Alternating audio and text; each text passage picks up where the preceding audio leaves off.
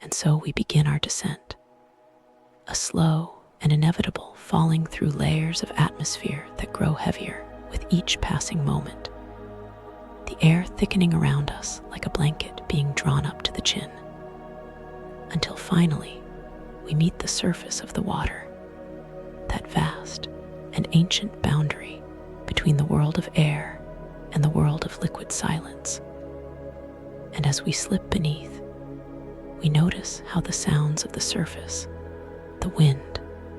the distant cry of seabirds, the lapping of waves against themselves, all of it becomes muffled, distant, as though we are being tucked into a bed of indigo velvet that extends in every direction, downward and outward, with no visible end. The planet has wrapped itself in water, not as decoration, but as necessity, a cooling blanket spread across 70% of its curved surface. And this water is old, so old that it has witnessed the formation of every mountain range that now rises above it, has cradled every creature that ever learned to swim, and continues, even now, to moderate the temperature of the crust beneath, absorbing the heat of day and releasing it slowly through the night, a respiratory rhythm that happens on a planetary scale, so vast and slow that no single human lifetime could perceive its full inhalation and exhalation. Down here, in the upper layers where sunlight still penetrates, the water takes on colors that have no proper names, hues that exist between blue and green and gray, shifting with the angle of the sun and the density of the plankton that drift like living dust through the water column. And as we continue our descent, we begin to understand that this is not merely water, but a medium, a substance through which pressure increases with every meter, gently, incrementally, adding weight upon weight in a way that feels not threatening, but grounding, as though the ocean itself is teaching us about the comfort of being held down, kept in place, prevented from floating away into the chaos of the surface world. The water here is patient. It has been moving in its great circular currents for millennia, carrying warmth from the equator toward the poles and bringing cold water back in return. A planetary circulation system that operates without haste, without any need for speed, because the ocean understands something fundamental about time, that there is always enough of it, that rushing serves no purpose when you are working on the scale of eons. And there, beneath us, hidden in darkness so complete that it exists beyond the reach of any light that has ever fallen from the sun, there runs a mountain range longer than any that rises above the waves, a geological spine that stretches for 40,000 miles along the ocean floor, created by the slow, inexorable spreading of tectonic plates that pull apart like a wound, healing in reverse, allowing molten rock to rise from the mantle and cool into new crust, building mountains in the dark where no eye will ever see them, where no light will ever illuminate their peaks. This is the Atlantic mid-ocean ridge, and it grows in silence, adding inches to itself over decades, centuries, building upward with the patience of stone that has no awareness of time, no concept of hurry, no destination except the one that physics and chemistry have determined for it. And in this darkness, It performs its work of planetary creation with absolute consistency, never resting but never rushing, a meditation in geology that has been ongoing since the continents first began their slow drift apart. We sink further now, past the zone where the last remnants of green and blue wavelengths give up their struggle against the absorption of water molecules, past 600 meters, past 800. And as we approach 1,000 meters, we witness the final fading of light itself, the point at which photons from the surface can no longer penetrate. And we enter what oceanographers have named the midnight zone, though midnight implies a temporary darkness that will eventually give way to dawn. And here there will be no dawn. Here there has been no direct sunlight since the ocean first filled these basins billions of years ago. And in this perfect and permanent darkness, there exists a stillness that the surface world cannot comprehend. A quiet so profound that it becomes almost tangible, as though silence itself has weight and texture. And the creatures that live here have adapted to this absence of light by developing their own, carrying tiny bioluminescent lanterns in their flesh, sparks of blue and green that pulse slowly through the black water like thoughts occurring in the mind of the deep. The pressure here would crush the structures of the surface world, but for the organisms that call this place home, it is simply the normal state of existence, the baseline pressure against which all their cellular processes have evolved. And in the same way, we too can find comfort in pressure, in the weight of blankets, in the gentle compression of being held,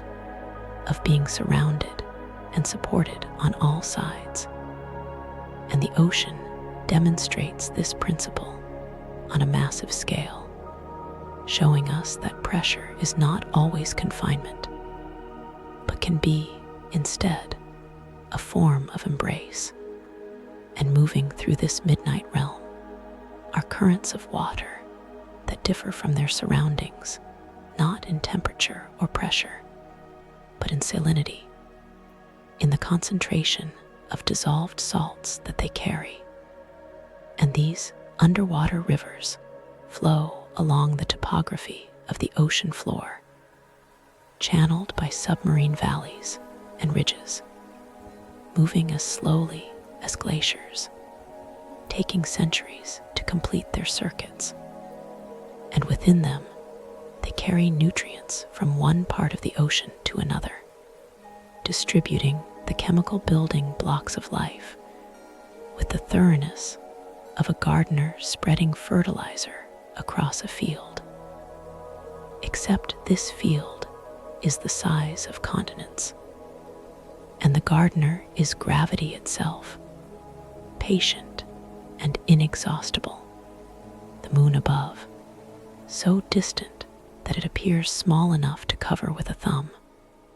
exerts its gravitational influence across the void of space, reaching down to tug at the oceans, and the oceans respond, bulging slightly toward the moon, creating a wave that travels around the planet as the earth rotates beneath it. And this is the tide, a rhythmic breathing of the ocean's edge, advancing and retreating across beaches and mudflats with such regularity that creatures have set their reproductive cycles to match it, have evolved to mate and spawn during specific phases of specific tides, trusting in the moon's pull the way one might trust in the rising of the sun. And this pull is gentle, measured in inches over hours, a slow lifting and lowering that happens twice each day, as both the moon and sun align and oppose each other in their gravitational influence, creating spring tides when they work together, neap tides when they work at cross purposes, and through it all the ocean complies, rising and falling with the docility of breath during deep sleep, never fighting the celestial influence, but simply responding to it, over and over, in cycles that have repeated for so long that the pattern has worn smooth grooves in the consciousness of every coastal organism, and in the deepest trenches, in the abyssal plains that stretch flat and featureless across vast distances of ocean floor. There are regions where the sediment has been accumulating grain by grain for so many millions of years that the bottom layers remember a time when the continents had different shapes, when the species that left their shells and bones to drift down through the water column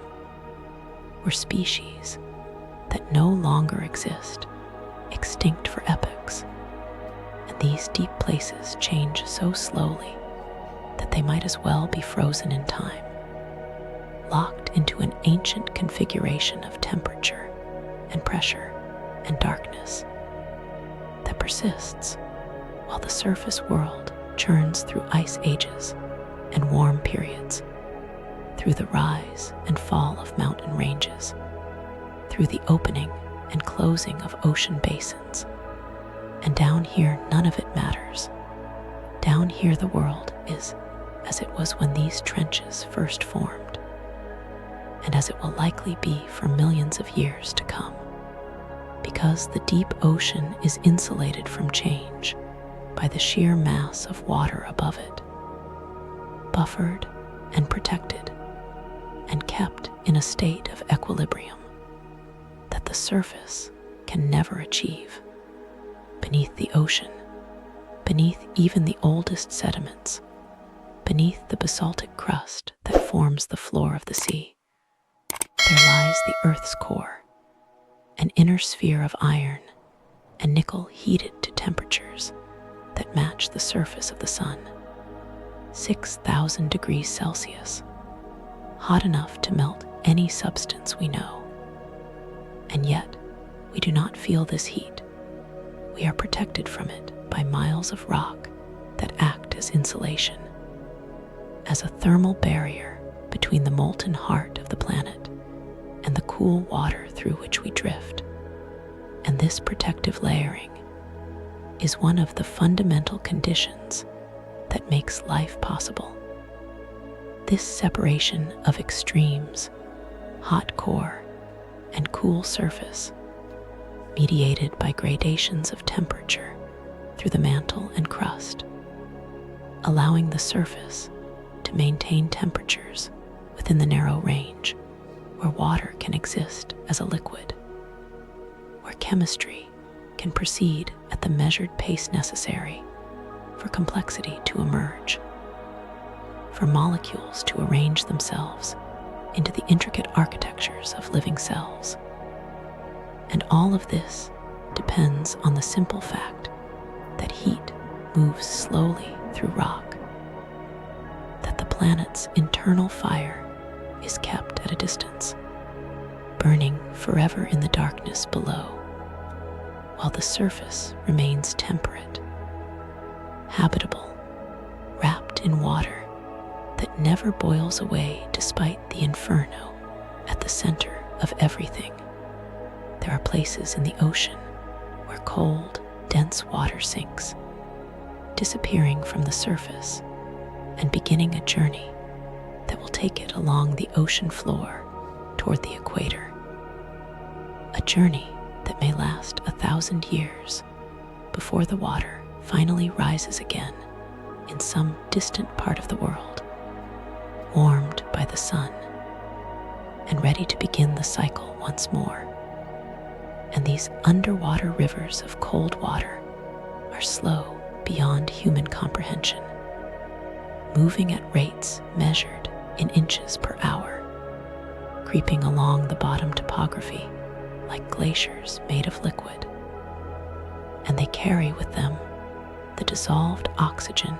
and nutrients that sustain the deep sea ecosystems, delivering these essential substances to organisms that live in permanent darkness and have no other source of replenishment. And the reliability of these currents is absolute. They have been flowing in the same patterns for as long as the ocean has existed in its current configuration, driven by differences in density that arise from differences in temperature and salinity. And these differences, though small, a few degrees, a few parts per thousand in salt concentration, are enough to set in motion these vast, slow rivers that flow in 3 dimensions through the ocean basins, descending, traveling horizontally for thousands of miles, and eventually rising, completing circuits that can span entire ocean basins and take longer to complete than some civilizations have existed. Glaciers themselves, those rivers of ice that form on land where snow accumulates faster than it melts, are another expression of water's patient reshaping of the planet, advancing and retreating over timescales that make human history seem brief and inconsequential, carving valleys with the thoroughness of a sculptor working in slow motion, grinding bedrock into powder and carrying boulders hundreds of miles from their points of origin. And a glacier moves not by flowing like liquid water, but by the slow deformation of ice crystals under their own immense weight, creeping downhill at rates of inches or feet per day, so slowly that to stand beside one is to see something that appears completely static, frozen in every sense of the word. And yet it is moving, has been moving since the ice first began to accumulate, and will continue moving until the climate changes enough to melt it away, or until it calves into the ocean and becomes an iceberg. And even then, the journey continues, just in a different form, as the ice drifts on currents until it melts and becomes once again part of the ocean from which the moisture originally evaporated to fall as snow on some distant mountain slope, completing a cycle that has no beginning and no end, only transitions from one state to another. In Antarctica, there are ice sheets that have remained frozen for 30 million years, layers of ice stacked one atop another like pages in a book written in a language of ancient atmosphere, with bubbles of air trapped between the ice crystals, air from epochs when the composition of the atmosphere was different, when carbon dioxide levels were higher or lower, when the planet was warmer or colder. And scientists can drill down through these layers, extracting cores that tell the story of climate over incomprehensible spans of time. And the ice remembers everything, holds it all in frozen suspension, preserved perfectly in the Antarctic cold, where temperatures are so far below freezing that there is no melting, no seasonal softening, just an endless winter that has lasted for 30 million summers. And this ice is a reminder that the planet has states of being that can persist for periods longer than our minds can easily grasp. That change, when it comes to geological and climatological systems, operates on a timescale where 1 million years is not particularly long, where stability can mean staying the same for longer than complex life has existed on land. When rain falls, each droplet descends toward the earth, not in a frantic plummet, but in a controlled descent, limited by air resistance to a maximum velocity of about 20 miles per hour, a speed fast enough to feel when the drops strike skin, but slow enough that they rarely cause any harm. And this gentle falling is one of the 1,000 small mercies built into the physics of our atmosphere. The way that friction and drag prevent water from striking the ground with destructive force. And as the rain falls, it brings with it nutrients from the atmosphere, washes dust from the air, contributes to streams and rivers, and eventually to the ocean, continuing the hydrological cycle that has been moving water between the sea and the land and the sky for as long as there has been water on Earth. A cycle with no waste, no loss, only transformation and movement. Water changing from liquid to vapor to liquid again, from salt to fresh and back to salt, from ocean to cloud to rain to river to ocean, around and around in a pattern so reliable that life has organized itself according to its rhythms, has adapted to expect the rain at certain times, the drought at others, and has built strategies for surviving both, trusting in the continuation of the cycle the way we trust in our own breathing, rarely thinking about it, but depending on it absolutely. Because without this constant circulation of water, this patient redistribution of the planet's most essential molecule, the surface would be a desert, lifeless and still, and the ocean would sit unchanging in its basins, growing saltier with each passing millennium until nothing could live in it. And as we drift upward now from the ocean's depths, breaking through the surface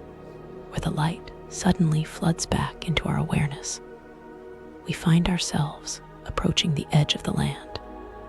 where the boundary between water and earth creates a margin of constant transformation. And here, where the waves lap against sand and stone, we can turn our attention inland toward the forests that rise in the distance, those vast assemblages of wood and leaf that have stood on the continents for hundreds of millions of years, evolving and adapting and spreading across every landmass except the ice-locked poles. And as we move among these trees, we enter into a different kind of silence, not the pressure-heavy quiet of the ocean depths, but a silence punctuated by small sounds, the settling of branches, the movement of wind through needles and leaves, the distant call of a bird, sounds that only emphasize the fundamental stillness of the forest, its patient existence in a state that seems timeless when measured against the brief flicker of a human life. Beneath the soil, invisible to any observer standing on the forest floor, there exists a network of extraordinary complexity, a web of fungal filaments called mycelia that connect tree to tree, creating what some have called the wood wide web, a communication system that allows trees to share nutrients, to warn each other of insect attacks, to support the young saplings that struggle to photosynthesize in the deep shade of the understory. And this network operates at a pace that matches the metabolism of trees themselves. Slow, methodical, moving sugars and minerals through the soil at rates that might transfer resources from one tree to another over the course of weeks or months. And the fungi benefit from this arrangement, receiving carbohydrates from the trees in exchange for minerals that their fine filaments can access in tiny pores in the soil that roots cannot reach. And this mutualism is ancient, dating back to the first forests that colonized the land, a partnership so fundamental that most trees cannot survive without their fungal associates, cannot extract sufficient nutrients from the soil to support their growth. And so the forest is not merely a collection of individual trees,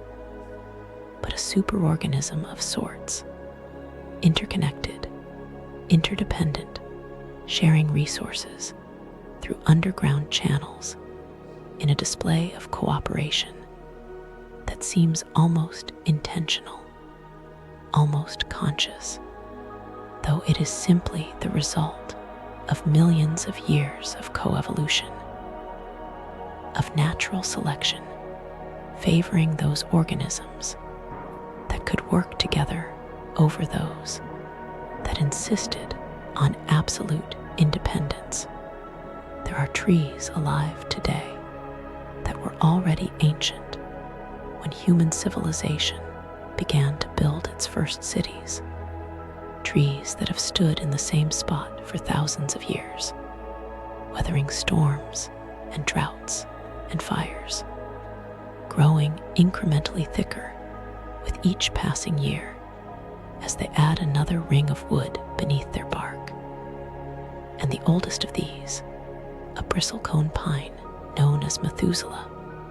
has been growing for more than 4,800 years,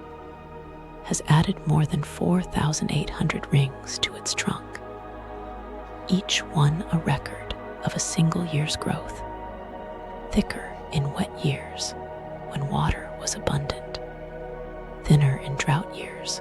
when every resource was precious. And this tree was already old when the pyramids of Egypt were new, was already establishing its slow, patient rhythm of growth and dormancy,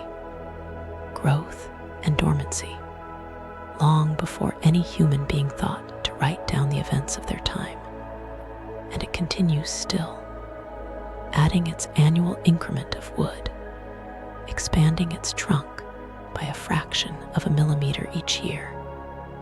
And it may continue for centuries more, perhaps for another 1,000 years, unless lightning or disease or some catastrophic change in climate finally ends its long existence. And even then, its wood will persist, will remain on the mountainside where it grew, taking decades or centuries to decay in the cold, dry air of the high altitude, a monument to endurance that requires no maintenance, no preservation beyond the simple fact of its own density and resinous resistance to decay. The soil itself, that thin layer of weathered rock and organic matter that covers the bedrock in most places where plants can grow, is not the inert substance it appears to be, but rather a living system of staggering complexity. A single teaspoon of healthy soil containing billions of individual bacteria, millions of fungal cells, thousands of protozoa and nematodes, all of them engaged in the constant work of decomposition, of breaking down dead plant matter into its chemical constituents, so that those constituents can be taken up by new plants and incorporated into new leaves, new wood, new roots, and this cycle of death and rebirth happens continuously, has been happening for as long as there have been plants on land. And the soil remembers, contains within it the transformed remains of every plant that has ever grown in that spot. every leaf that has fallen, every root that has died and been colonized by decomposers, all of it eventually becoming part of the soil itself, enriching it, darkening it, creating the fertility that allows new growth to occur.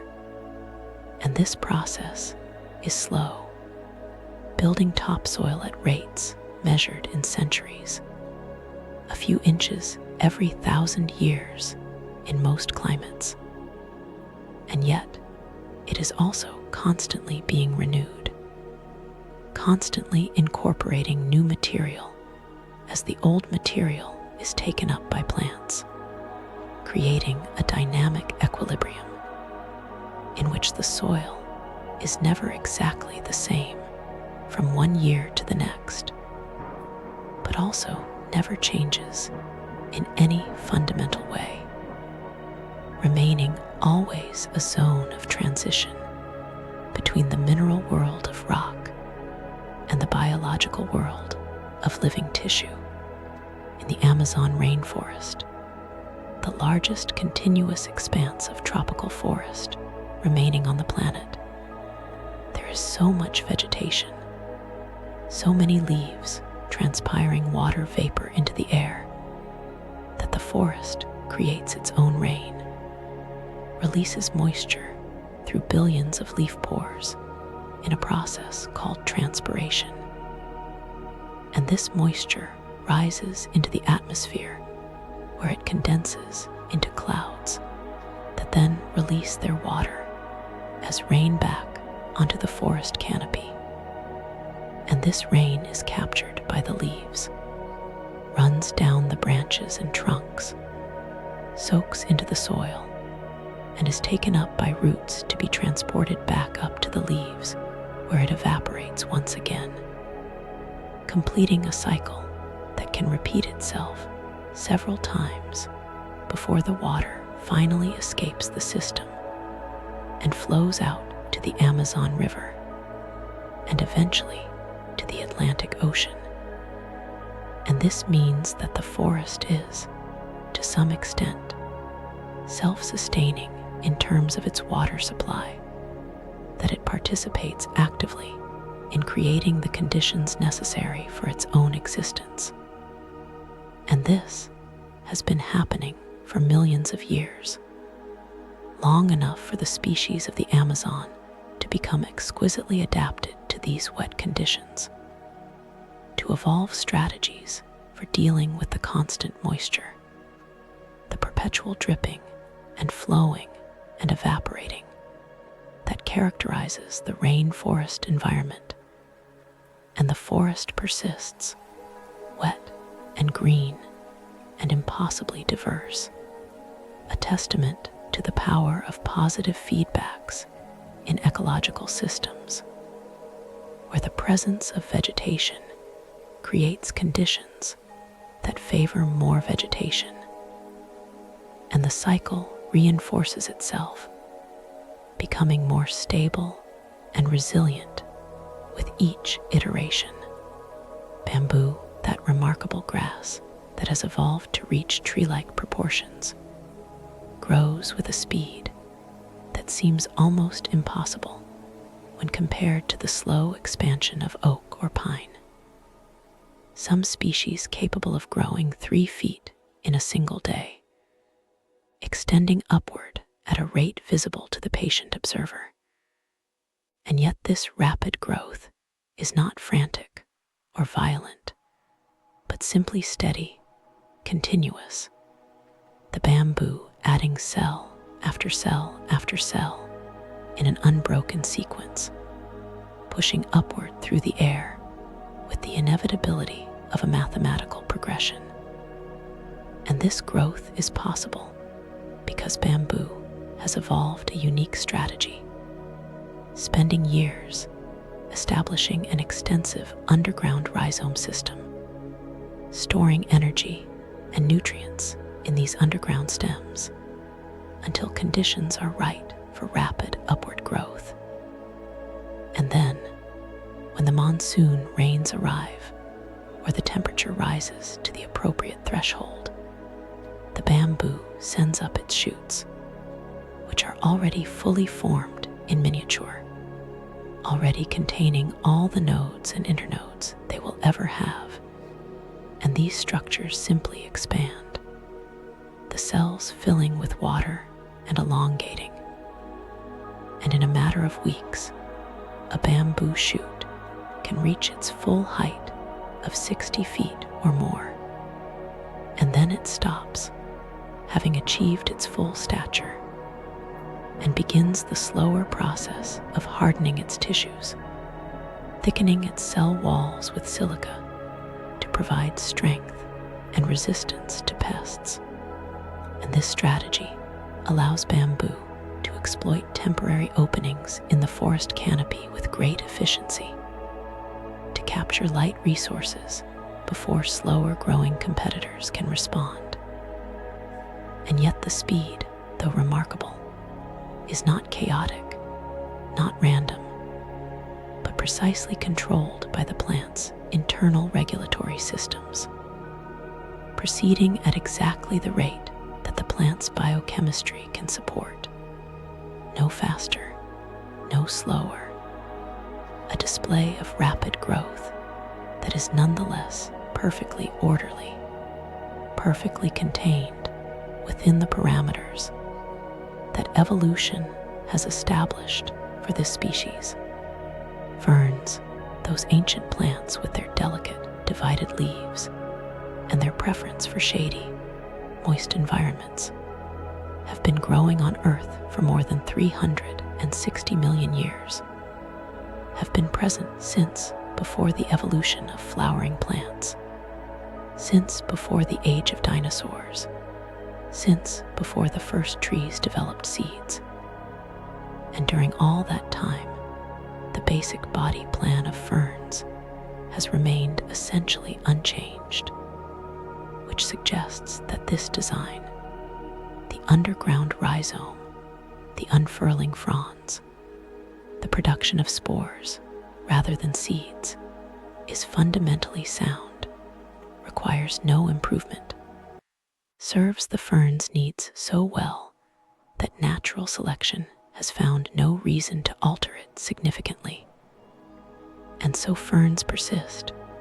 growing in the understory of forests around the world, thriving in places where flowering plants struggle, their spores dispersing on the wind to colonize new territories with a patience that spans geological epochs, never in a hurry, never competing directly with the faster-growing seed plants, but instead occupying a niche that those plants cannot easily access. And in this way, ferns demonstrate that success in evolution is not about constant change, but about finding a design that works and maintaining it, refining it perhaps in minor ways, but never abandoning the core principles that have allowed the lineage to persist through mass extinctions and climate changes, and the rise and fall of other plant groups that seemed, in their time, to be the dominant forms, but which have since disappeared, leaving the ferns still here, still unfurling their fronds in the spring, still releasing their spores to the wind in patterns that have not changed since before our mammalian ancestors were even a distant possibility. When rain falls on dry soil that has been baked by the sun, there arises a smell, a rich, earthy scent that is one of the most universally recognized and appreciated aromas in human experience. And this smell has a name, petrichor, and it comes not from the rain itself, but from a molecule called geosmin, produced by certain species of soil-dwelling bacteria called actinomycetes, which release this compound into the soil as part of their normal metabolism, and it accumulates there, bound to soil particles, waiting, and when rain strikes the ground, The impact aerosolizes these molecules, sends them into the air where they can be detected by human noses at concentrations as low as 5 parts per trillion, which is one of the lowest detection thresholds for any scent. And the reason humans are so sensitive to geosmin is likely because, in our evolutionary past, the smell of rain on dry soil was an important signal that water was available, that drought conditions were ending,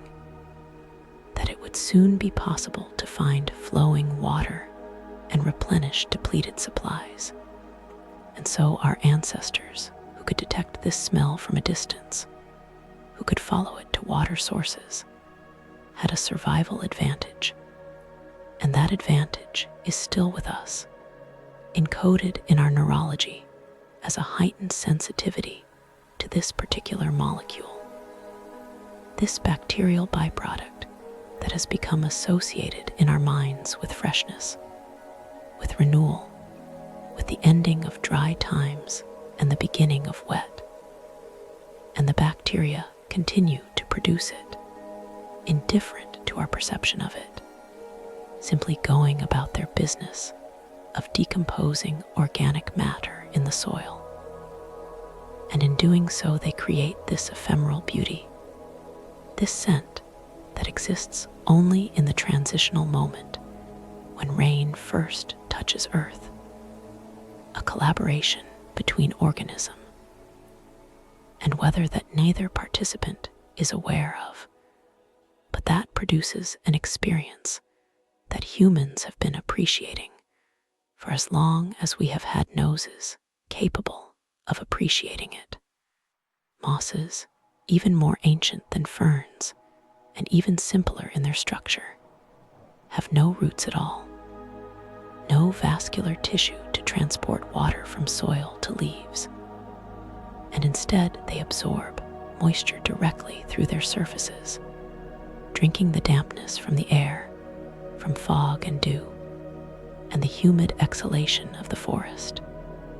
And this means they can grow in places where other plants cannot, on bare rock faces, on the bark of trees, in the cracks between stones, anywhere that stays moist enough for them to maintain hydration. And they grow slowly, adding tiny increments of tissue year after year, building up cushions and mats that can eventually become inches thick. And these moss beds hold water like sponges, capturing rainfall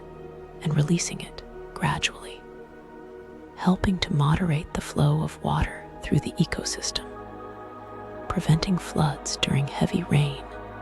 and providing moisture during dry periods. And the moss itself is a habitat, miniature ecosystem that supports tiny invertebrates, springtails and mites, and other creatures so small that they live their entire lives within the forest of moss stems, never traveling more than a few inches from where they were born. And this tiny world exists in parallel with the larger world of the forest, operating on a different scale, but following the same fundamental principles. Organisms finding niches, competing for resources, cooperating when cooperation benefits both parties, and all of it happening so slowly with such patience that a human observer would have to watch for years to see any significant change, to witness the slow expansion of a moss colony across a rock surface, the gradual accumulation of biomass as captured carbon is converted into moss tissue. And yet it is happening, always happening, this slow and steady growth that requires no fanfare, no celebration, just the simple presence of moisture and a surface to cling to, and time, always time, which the moss has in abundance. In autumn, as the days grow shorter and the temperature drops, deciduous trees begin a process of preparation for winter, withdrawing the chlorophyll from their leaves, breaking down this valuable molecule, and storing its components in the branches and trunk and roots where they will be safe from the coming cold. And as the green chlorophyll is removed, other pigments that were always present in the leaves, but masked by the chlorophyll's dominant color, are finally revealed: the yellows of carotenoids, oranges of xanthophylls, the reds and purples of anthocyanins, and the leaves turn, transforming from green to gold to orange to red in a display that seems celebratory, but is actually the tree preparing for a long, quiet sleep, shedding these leaves that would be a liability in winter when frozen water cannot be transported from roots to branches, and the leaves would lose precious moisture to evaporation without being able to replace it. And so the trees let go, one leaf at a time, and the leaves fall, drifting down through the air in spirals and tumbles, coming to rest on the forest floor, where they will slowly break down over the winter, be decomposed by fungi and bacteria, and incorporated into the soil, returning their nutrients to the system. And the trees stand bare, their branches stark against the winter sky, dormant but not dead, waiting, conserving energy, their metabolism slowed to a fraction of its summer rate. And they will wait like this for months, until the angle of the sun changes and the days begin to lengthen, and the signal comes that it is safe to invest energy in new growth again. And then they will produce new leaves, will green again, will resume the work of photosynthesis that powers their growth. And the cycle will continue, has been continuing for as long as there have been deciduous trees. This annual rhythm of growth and dormancy,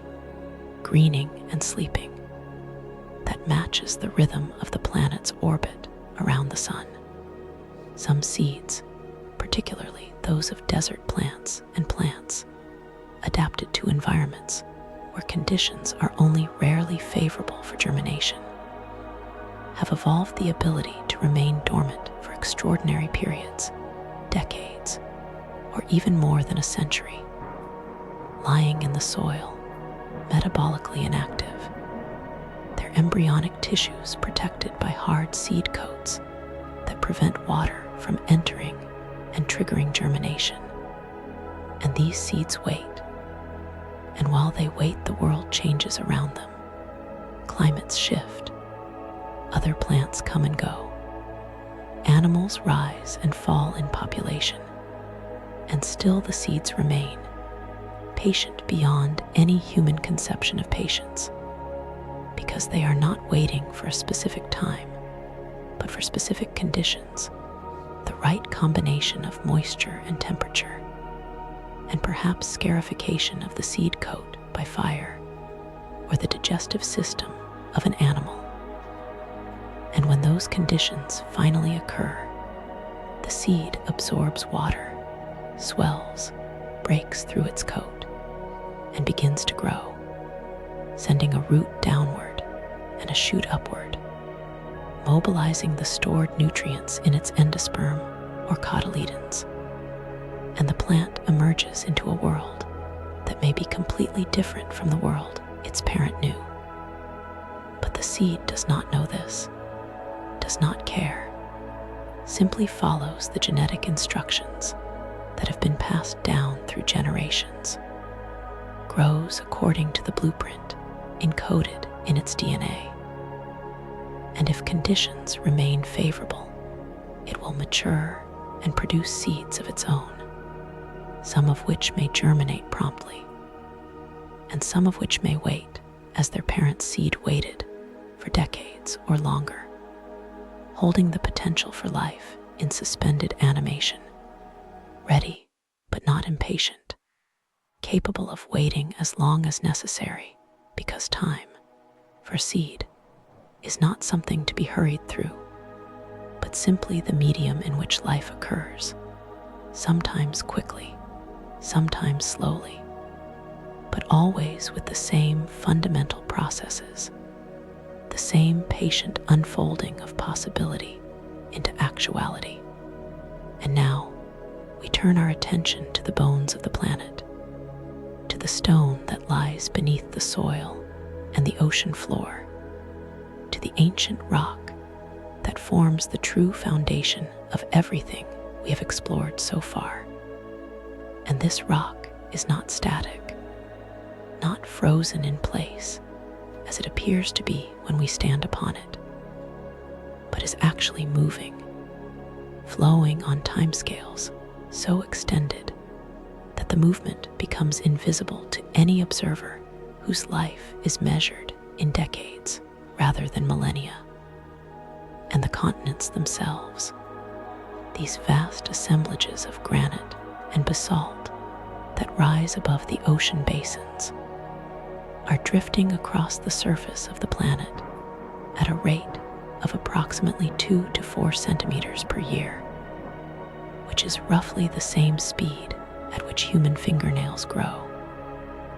A pace so gradual that sophisticated instruments are required to detect it. And yet, this movement is real, is constant, is driven by convection currents in the mantle below, where rock heated by the decay of radioactive elements becomes buoyant and rises, cools as it approaches the surface and sinks again, creating circulation patterns that drag the tectonic plates along like leaves floating on a slow-moving stream. And over millions of years, this imperceptible creeping accumulates into distances of thousands of miles. Continents that were once joined splitting apart, ocean basins opening between them, mountains rising where plates collide, and one is forced beneath the other, and the entire surface of the planet is reconfigured, redrawn, made unrecognizable. Though at any given human timescale, nothing appears to change. The mountains seem eternal. The coastlines seem fixed. And only when we examine the geological record, look at the alignment of rock formations across continents now separated by oceans, study the fossil distributions that make sense only if land masses were once connected, only then do we begin to understand that the solid Earth is not solid in the sense of being permanent, but is instead a slow fluid constantly rearranging itself in response to forces we cannot feel, but which are always present, always acting, shaping the world with the patience that only geological time can provide. There are places on Earth where this geological patience has created monuments to deep time, and perhaps none is more spectacular than the Grand Canyon, where the Colorado River has spent the last 6 million years cutting downward through layers of sedimentary rock, removing the stone grain by grain, carrying it away in suspension and depositing it downstream. And as the river cut deeper, it exposed progressively older rocks, layers that were deposited as sediments on ancient sea floors and river deltas and desert dunes, compressed and lithified over millions of years into sandstone and limestone and shale. And these layers are stacked like pages in a book, each one recording the environmental conditions that existed when it was formed. And the deepest layers visible in the canyon are nearly 2 billion years old, metamorphic rocks that were once sediments themselves, but which have been transformed by heat and pressure into something harder, denser. Their original structures largely erased by the forces that have acted upon them. And to stand on the rim of the Grand Canyon and look down at the river, that thin ribbon of water moving through the bottom of the gorge, is to witness the power of persistence, to understand that even the softest forces, applied consistently over enough time, and reshape the hardest materials, that water and time are more powerful than stone, not because they can break it through violence, but because they can wear it away through patience, through the endless repetition of small actions that individually accomplish almost nothing, but which, accumulated over millennia, can carve a mile-deep canyon through solid rock, can expose the ancient heart of the continent, and reveal a record of Earth's history that extends back to a time when the planet was less than half its current age, when the only life forms were single-celled organisms floating in the ocean, when the atmosphere had no oxygen, and the sun was dimmer, and the moon orbited much closer than it does today. Mountains themselves are engaged in a constant and extremely slow process of both growth and erosion, a cycle that has created and destroyed mountain ranges many times throughout Earth's history. And the mountains we see today, the Himalayas and the Andes and the Rockies, are merely the most recent iteration of this cycle, rising where tectonic plates collide and compress, folding and faulting the rock, pushing it upward against the force of gravity. And as the mountains rise, they are immediately attacked by erosion, by wind and rain and ice that work to tear them down, to reduce them to sea level. And for a time, the forces of uplift overcome the forces of erosion, and the mountains grow taller. But eventually, the tectonic forces that created them subside. The plates stop pushing against each other, or the angle of collision changes, and then erosion gains the upper hand, and the mountains begin their slow descent, wearing away over tens of millions of years until they are reduced to gentle hills, to plains, to surfaces so flat that no trace of the former mountains remains except in the geological record, in the deformed rocks that once stood miles high, but which now lie horizontal, compressed and folded in patterns that reveal their violent past. And even as these old mountains are erased, new mountains are rising elsewhere, pushed up by new collisions, new subductions, and the cycle continues, has been continuing for billions of years, and will continue for billions more. Mountains breathing in and out, rising and falling in a rhythm measured not in minutes or hours, but in millions of years, each mountain range existing for a time, having its moment of prominence, and then subsiding back into the crust from which it came, the rock that formed its peaks eventually traveling through the mantle as part of a subducting plate,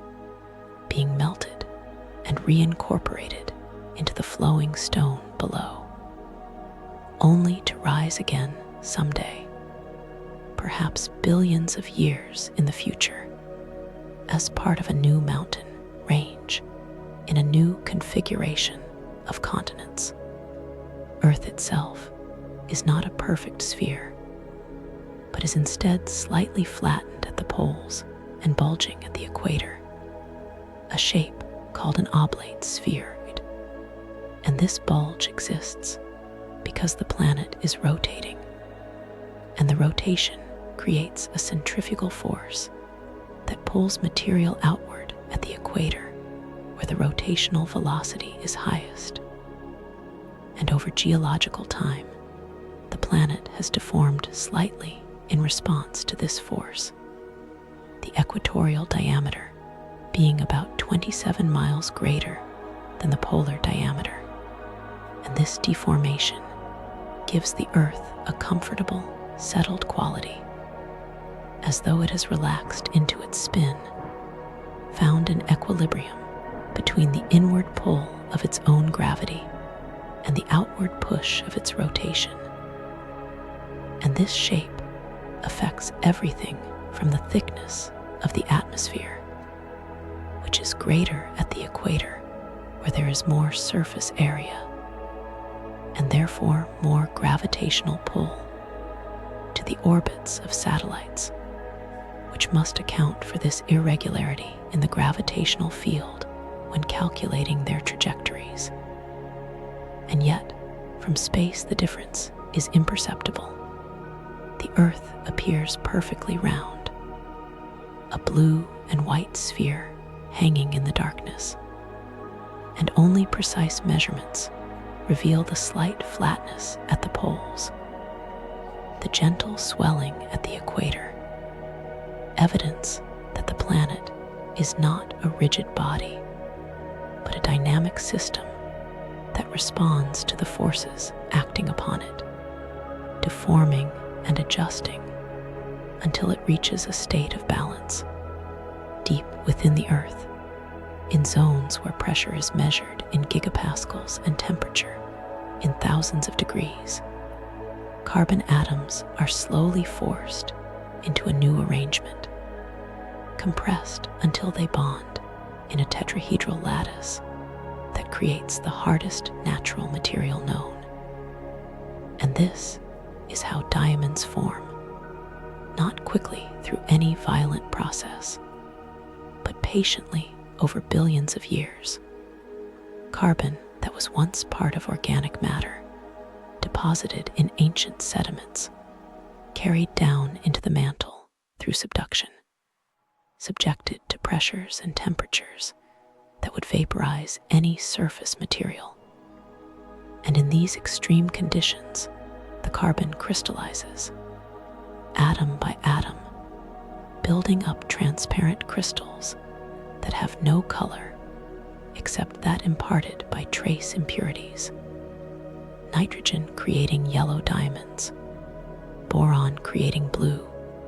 and these diamonds remain in the mantle where they formed until volcanic eruptions bring them suddenly to the surface,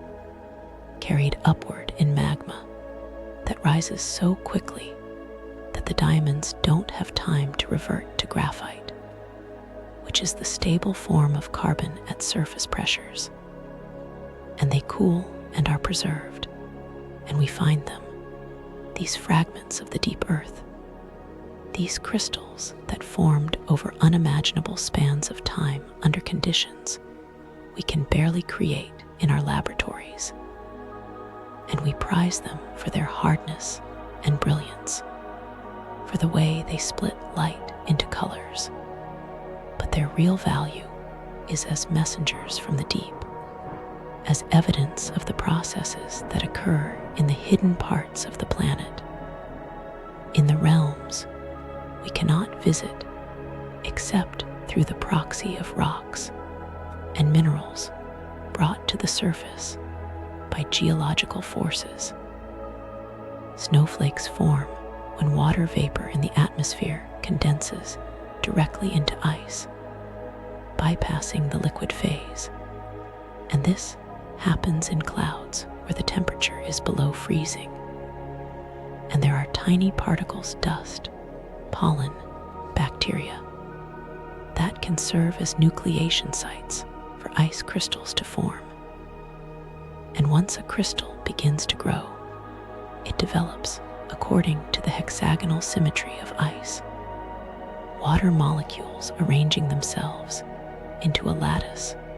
with six-fold symmetry, and the exact shape that develops depends on the temperature and humidity the snowflake encounters. as it falls through the cloud, different conditions favoring different growth patterns. Needles in some conditions, plates in others, dendrites with their characteristic branching arms in still others. And because each snowflake follows a slightly different path through the cloud, encountering a slightly different sequence of temperatures and humidities, each develops a unique pattern. And this is the origin of the saying that no two snowflakes are alike.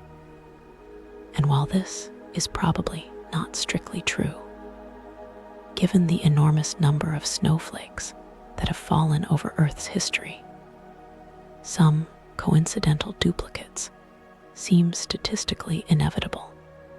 It is true that each snowflake is a product of its unique journey through the atmosphere,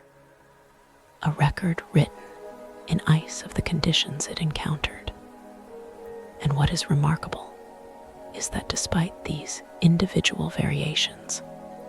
all snowflakes exhibit the same six-fold symmetry,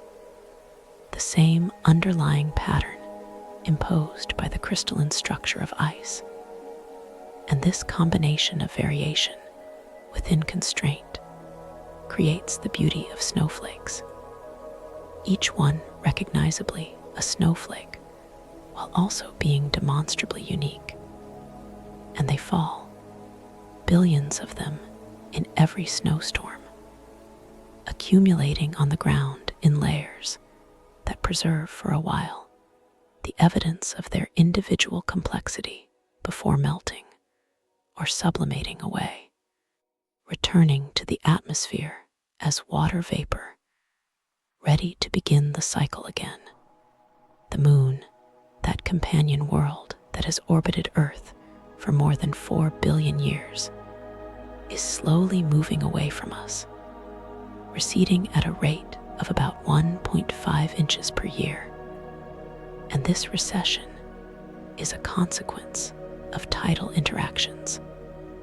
the same interactions that are slowing Earth's rotation are also transferring angular momentum to the moon, causing it to spiral outward into a higher orbit. And this means that the moon was once much closer, and if we could travel back in time, we would see it looming much larger in the sky, perhaps twice or 3 times its current apparent size, and the tides would have been correspondingly larger, the moon's gravitational influence stronger, the days shorter because the Earth was spinning faster, and this closer moon would have orbited faster, completing its orbit in perhaps 10 days rather than the current 27.3 days. And over billions of years, this system has evolved, the moon moving outward, the Earth's rotation slowing, the length of the month increasing, until eventually, billions of years in the future, the system will reach a stable state where the Earth's rotation period equals the moon's orbital period, and the two will be tidally locked to each other, the same face of Earth always pointing toward the moon, just as the same face of the moon now always points toward Earth. And this is the natural fate of all such satellite systems, this slow evolution toward mutual tidal locking. And it has been happening for the entire history of the Earth-Moon system. This patient exchange of angular momentum, this gradual reconfiguration of the orbital mechanics, proceeding at a pace of inches per year, imperceptible in any human lifetime, but adding up over geological time to a transformation of the relationship between Earth and Moon. From the violent close approach just after the Moon's formation to the distant, stable configuration that awaits billions of years in the future. And in this long, slow departure, the moon demonstrates the same patient persistence that characterizes all geological processes, moving away from us at the speed of continental drift, taking its time, unhurried, following the laws of physics toward an inevitable conclusion. And now, having traversed the depths of the ocean, walked among ancient forests, contemplated the patient movements of stone, and risen through the atmosphere to witness the play of light, we turn our attention to the cycles themselves,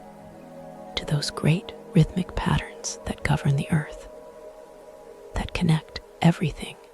we have observed into a unified whole. Because the planet does not exist as a collection of separate phenomena,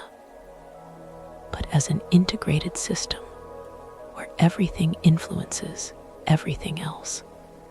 where the ocean affects the atmosphere, which affects the land, which affects the ocean, around and around in cycles that have no beginning and no end, only continuous transformation and return. And perhaps the most fundamental of these cycles, the most basic rhythm of the planet, is something called the Schumann resonance, a phenomenon that exists in the space between the Earth's surface and the ionosphere, that region of the upper atmosphere where solar radiation has stripped electrons from atmospheric molecules, creating a layer of charged particles. And this space acts as a waveguide, a cavity that can support standing electromagnetic waves. And lightning strikes around the world generate electromagnetic pulses that travel through this cavity. And most of these pulses dissipate quickly, but certain frequencies resonate, reinforcing themselves through constructive interference. And the primary resonance occurs at approximately 7.83 Hertz, a frequency so low that it falls below the range of human hearing. In the range we call extremely low frequency, or ELF, and this resonance is constant, always present, a planetary hum that permeates the space between ground and sky. And some researchers have speculated that this frequency may have influenced the evolution of life on Earth, that organisms may have adapted to this ambient electromagnetic field, that it may affect biological rhythms in ways we don't yet understand. Though these ideas remain speculative, unproven. But what is certain is that the Schumann resonance is there, measurable. A pulse that has been beating for as long as there has been an atmosphere and lightning. Billions of years of this low-frequency oscillation. The Earth humming to itself in a note too deep for us to hear, but always present, always vibrating through the electromagnetic spectrum. Birds migrate, traveling thousands of miles between breeding grounds and wintering grounds, following routes that their species have followed for thousands of generations. Routes that are not learned individually, but are instead encoded genetically, written into the bird's DNA through millions of years of natural selection that favored those individuals who could navigate successfully, who could find the necessary resources at the necessary times. And these migration routes are ancient, have remained stable even as continents have drifted and climates have changed, because the birds are not following geographical features exactly, but are instead following a combination of cues: the angle of the sun, the Earth's magnetic field, patterns of stars in the night sky, perhaps even smell, and these cues guide them along paths that their ancestors traveled. And year after year they return, the same species arriving at the same locations at approximately the same dates, with a regularity that allows us to mark the seasons by their arrival and departure. The swallows returning to San Juan Capistrano, the geese flying overhead in V formations, calling to each other as they travel. And this migration is not rushed, not frantic, but is a measured movement, the birds stopping to rest and feed, taking days or weeks to complete journeys that could be flown much faster if necessary. But there is no urgency, only the need to arrive before the seasons change, before the food sources disappear or the breeding territories are claimed by others. And so they fly, generation after generation, following paths through the air that are as established as roads, though no road exists. Only the birds' inherited knowledge and their ability to navigate by cues that we are only beginning to understand. And in this way, the migration routes persist, ancient pathways through the sky that connect distant parts of the planet, that allow species to exploit resources in different regions at different times of year, to follow the abundance as it shifts with the seasons. And the roots endure because they work, because they have been refined over evolutionary time to provide the most reliable access to necessary resources. Every atom in your body, every atom in every living thing,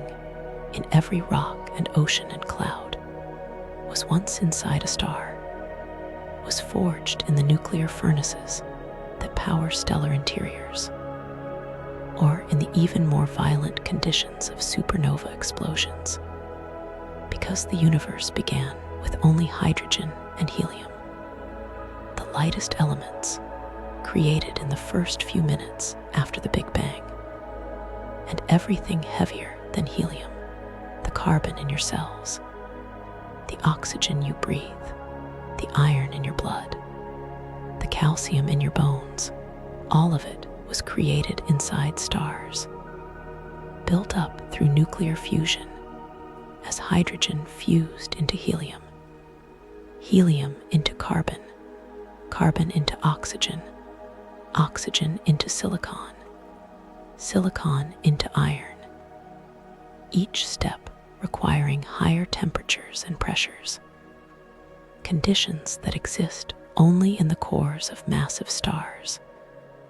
And when these stars exhausted their fuel, they exploded, scattering their newly created elements into space, where they mixed with hydrogen and helium in vast molecular clouds. And these clouds collapsed under their own gravity to form new stars and planetary systems, including our own, and the Earth condensed from this enriched material, containing all these heavy elements that were created in previous generations of stars. And when you look at your hand, you are looking at star stuff, at atoms that were once part of stellar interiors, that participated in nuclear reactions at temperatures of millions of degrees, that were blasted into space by supernova shock waves and drifted for millions of years through the interstellar medium before finally coming together in the disk of material that surrounded the young sun, gradually accumulating through gravitational attraction into larger and larger bodies, eventually forming the Earth. And later, much later, those same atoms became part of the biosphere, were incorporated into living organisms, passed through countless generations of bacteria and plants and animals, were recycled through the environment again and again, through soil and ocean and atmosphere and living tissue, and eventually found their way into you, became part of your body for a time, though they will not stay, will eventually be returned to the environment when you die, will continue their journey through the Earth system, perhaps becoming part of other organisms, perhaps being subducted into the mantle and melted, perhaps being locked away in sedimentary rocks for millions of years, but always persisting, because atoms are essentially indestructible, cannot be created or destroyed by ordinary chemical or physical processes, only transformed, moved from place to place, incorporated into different molecules and structures. And in this way, the atoms that make up the world are recycled endlessly, each with its own history, extending back to the interior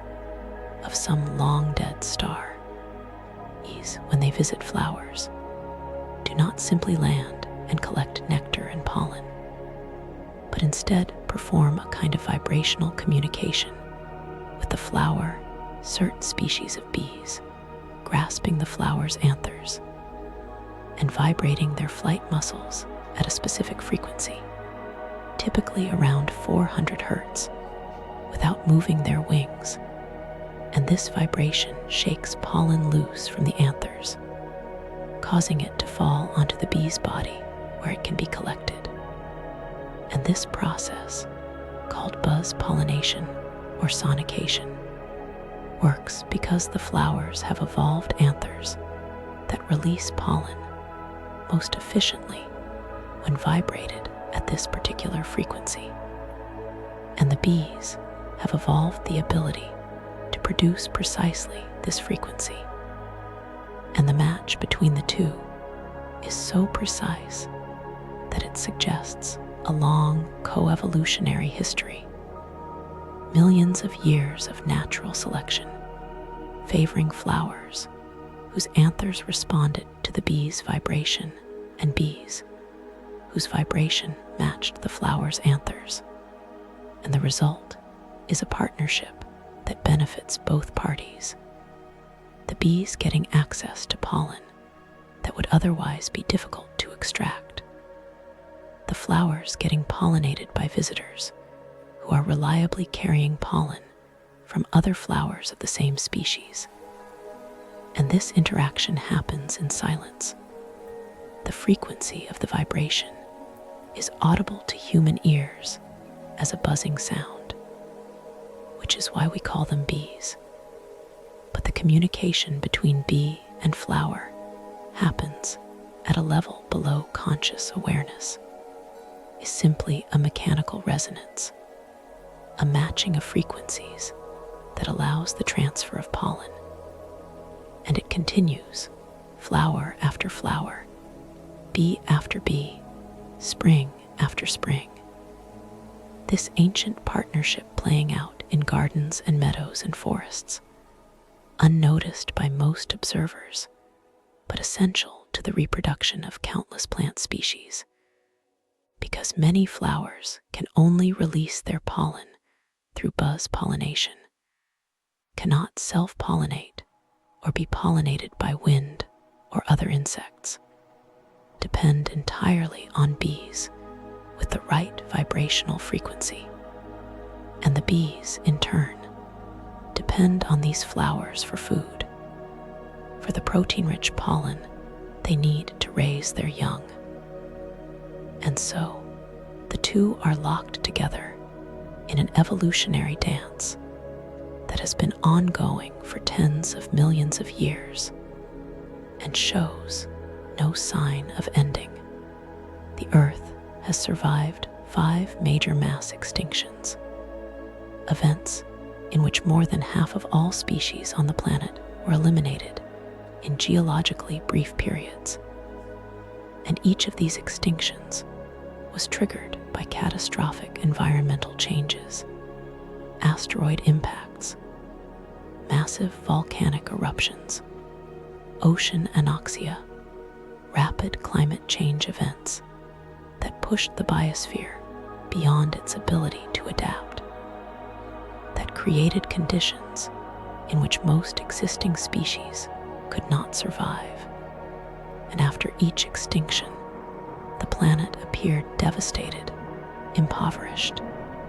dominated by a few opportunistic species that could tolerate the degraded conditions. And it would have been reasonable to conclude that life had been dealt a blow from which it might never fully recover. But in each case, the planet did recover,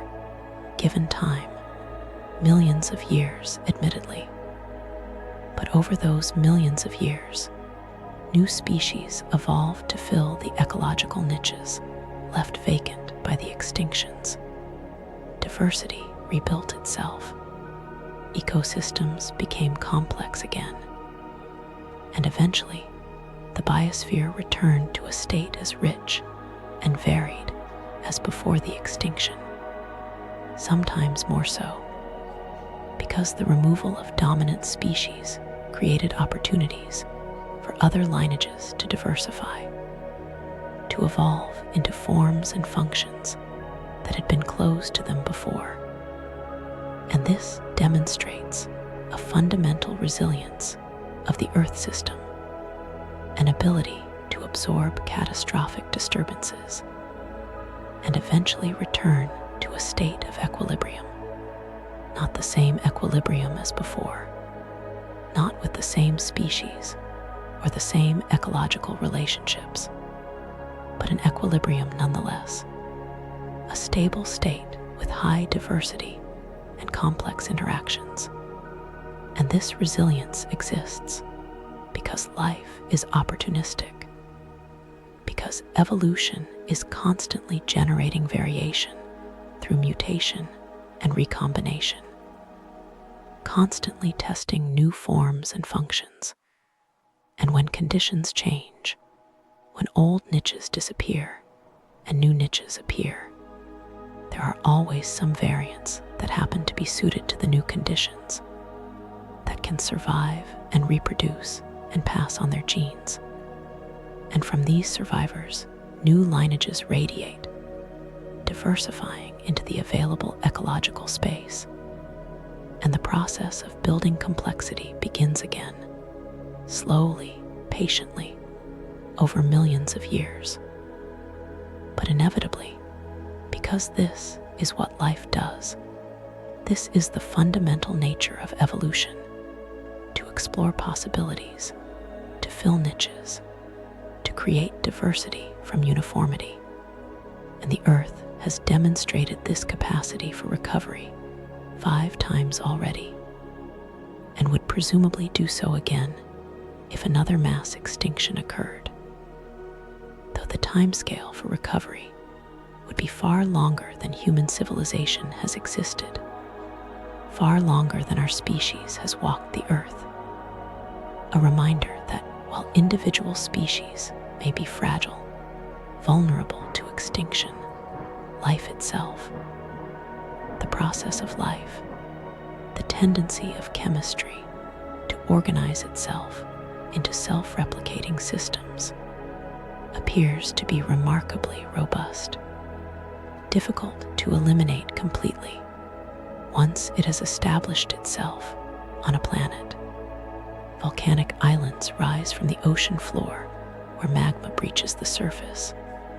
where the Earth's internal heat finds a pathway to escape. And these islands begin as barren rock, lifeless, often still smoking from recent eruptions, just stone and ash with no soil, no plants, no animals. And yet, given time, given centuries or millennia, these islands become colonized. Life finds its way there, carried by wind and waves and migrating birds, seeds arriving in bird droppings or on the wind, spores of ferns and mosses drifting across vast expanses of ocean, insects arriving on storm winds, and these pioneers establish themselves on the rock, lichens growing on bare stone, slowly dissolving the minerals and creating the first primitive soil, mosses following, their roots helping to break up the rock, their bodies adding organic matter when they die. And gradually, incrementally, soil accumulates, becomes thick enough to support larger plants, ferns, and then shrubs, and then trees. And as the vegetation develops, it creates habitats for animals. Insects that arrive on the wind find food and places to reproduce. Birds arrive and nest, bringing more seeds in their droppings. And the ecosystem builds, layer upon layer, species after species,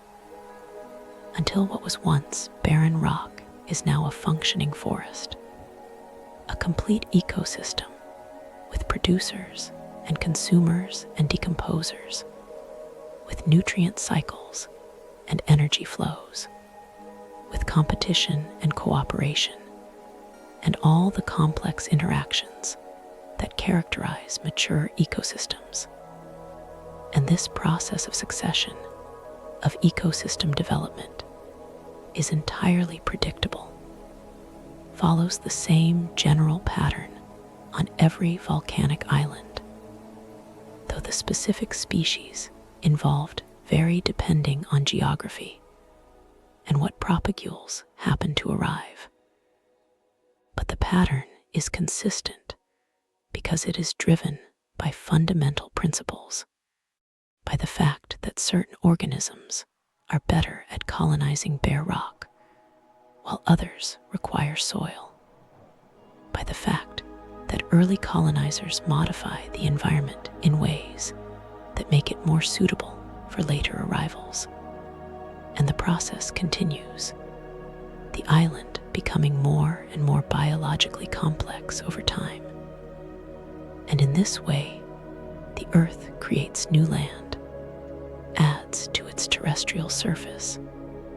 and life immediately begins the work of colonizing it,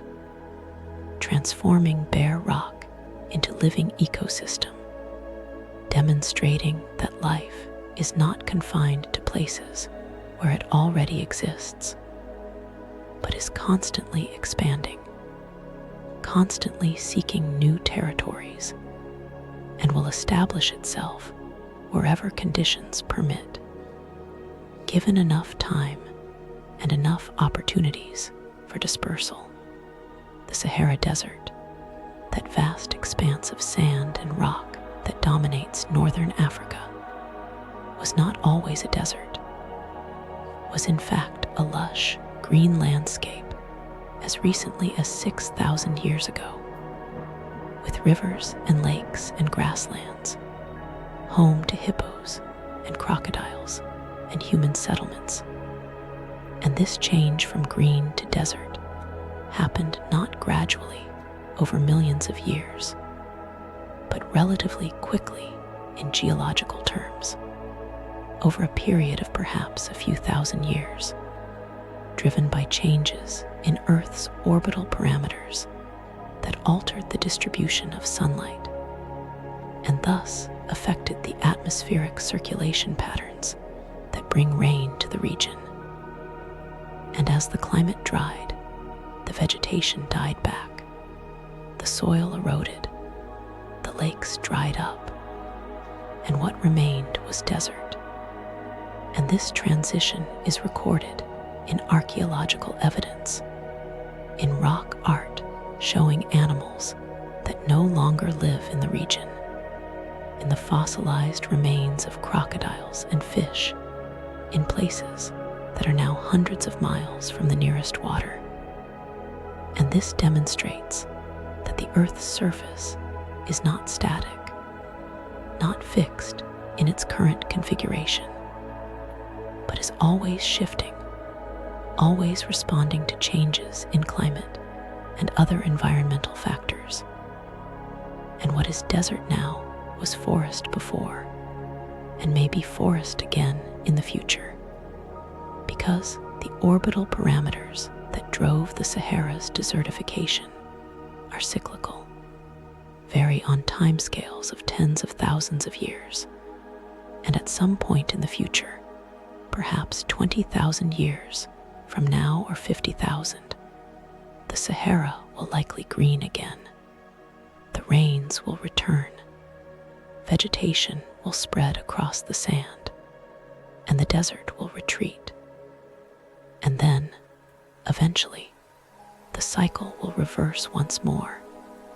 and the green will fade and the desert will advance.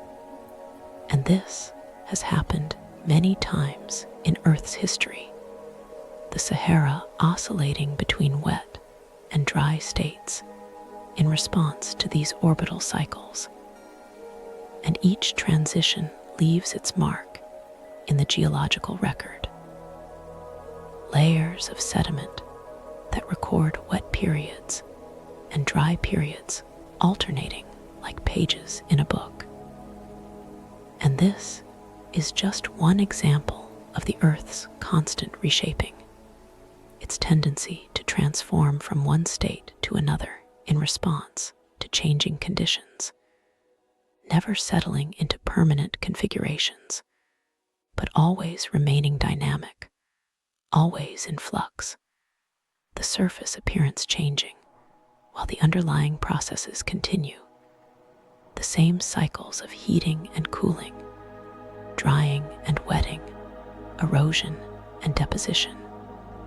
playing out over and over on different timescales and in different locations, but always following the same fundamental principles. Nighttime is not an event, but a moving shadow, a cone of darkness cast by the earth itself as it blocks the light of the sun. And this shadow sweeps across the surface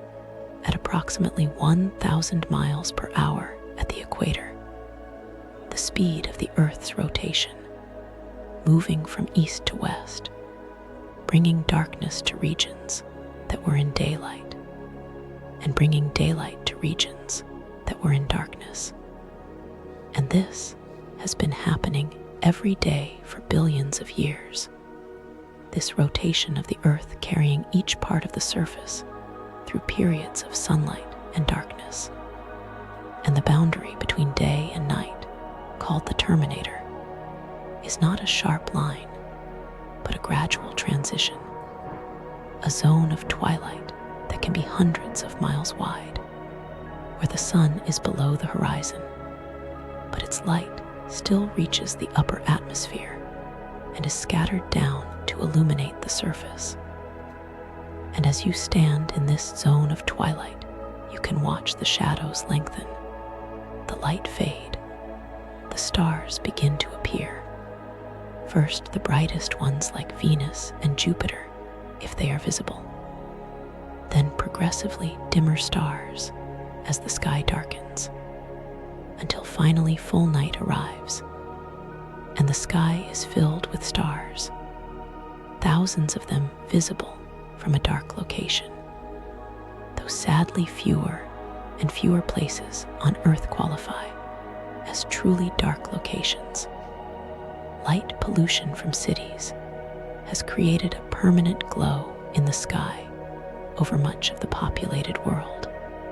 a glow that obscures the stars and creates an artificial twilight that never fully gives way to darkness. But in those places that remain dark, in deserts and mountains and remote islands, the night sky is spectacular, the Milky Way visible as a river of light,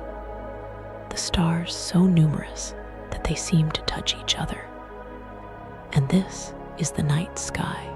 that our ancestors knew, the sky that informed their mythologies and their navigation and their sense of their place in the cosmos, a sky that reminded them every night that the Earth is part of something larger, part of a galaxy containing hundreds of billions of stars, part of a universe containing hundreds of billions of galaxies, and yet also reminded them that they were home, on this particular planet, orbiting this particular star, safely held to the surface by gravity, while the universe wheeled overhead,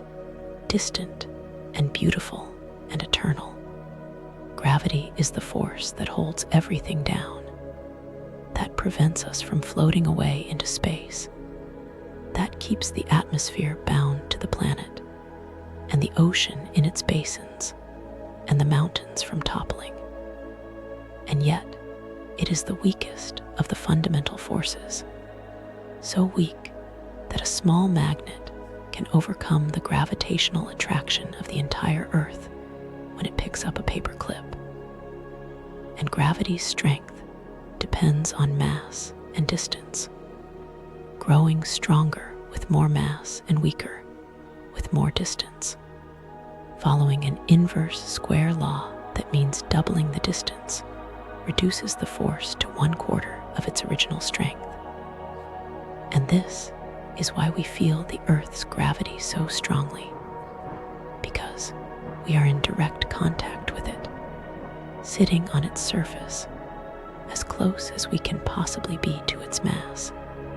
and why we feel the moon's gravity hardly at all, because although the moon is massive, it is also far away, hundreds of thousands of miles away,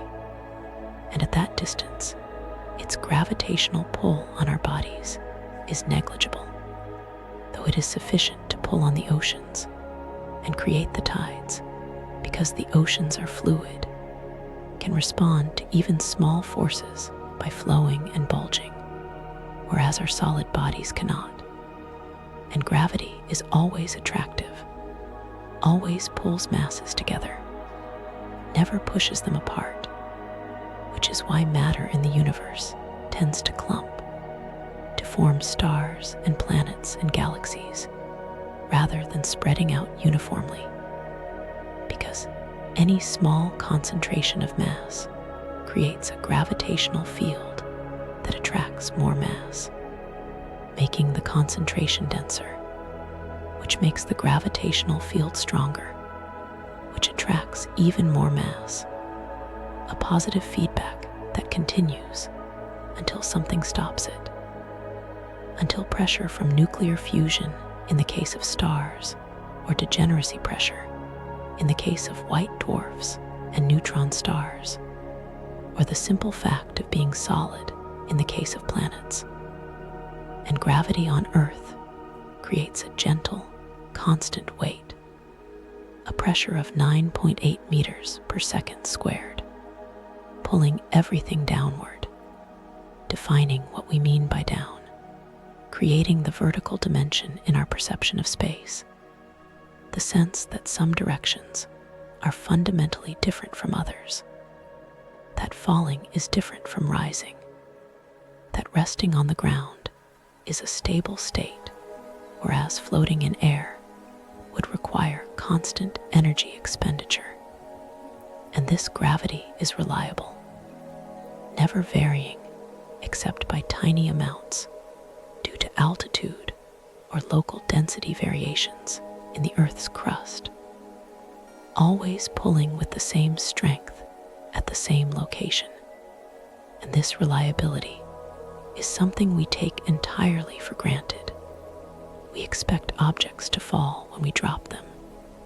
expect our feet to stay on the ground,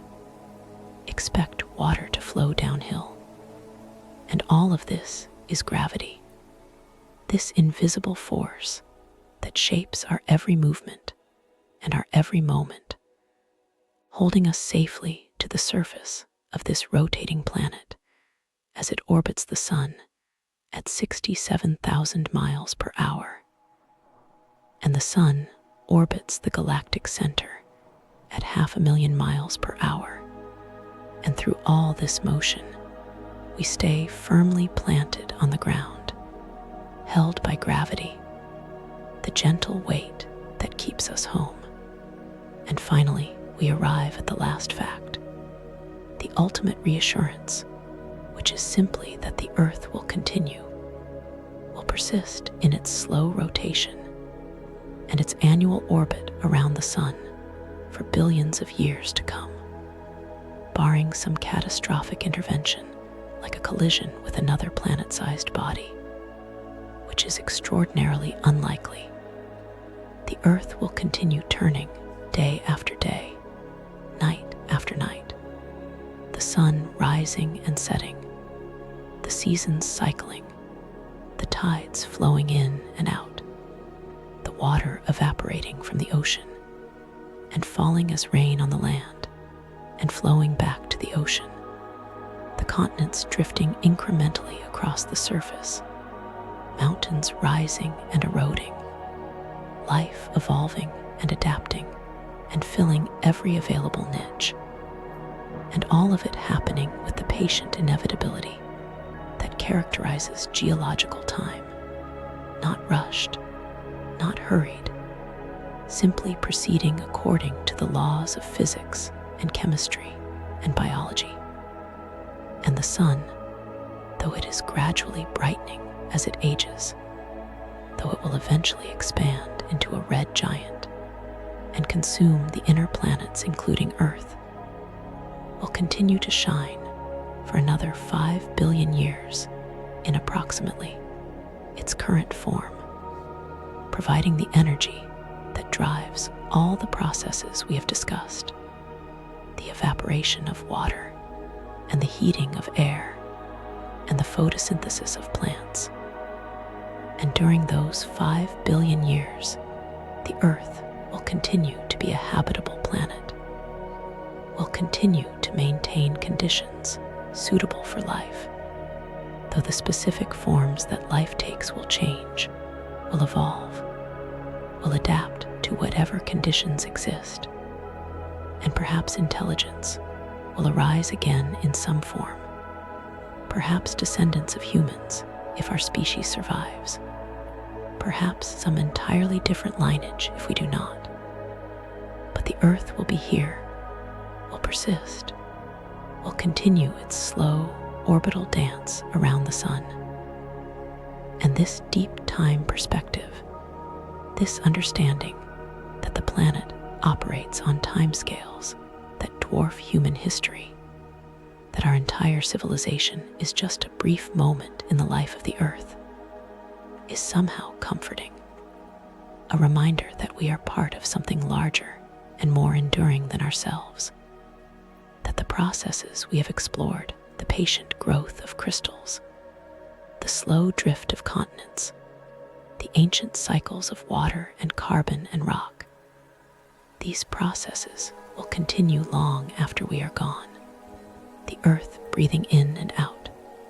rotating through day and night, maintaining its rhythm. And in this rhythm, there is peace. There is a deep and fundamental stability that underlies all the surface changes, all the weather and the seasons and the individual events that seem so important in the moment, but which dissolve into insignificance when viewed on geological timescales.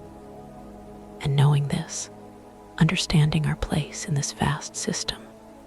we can rest, can let go of the need to control or to worry, can simply acknowledge that the Earth knows what it is doing, has been doing it for 4.5 billion years, and will continue doing it for billions more. And we are here now, in this moment, drifting through our brief experience of this ancient planet, observers of processes that began long before us and will continue long after. And there is something deeply restful in that knowledge, in understanding that we don't have to hold everything together, that the Earth will persist, the cycles will continue, the sun will rise tomorrow, and the tides will flow, and the seasons will turn, all of it happening with or without our attention, with or without our concern, the planet simply being what it is, doing what it has always done, existing in the patient, rhythmic way that only planets can, and we can close our eyes now, can let our breathing slow to match the pace of these ancient rhythms, can feel ourselves as part of this system, atoms borrowed from the earth that will return to the earth,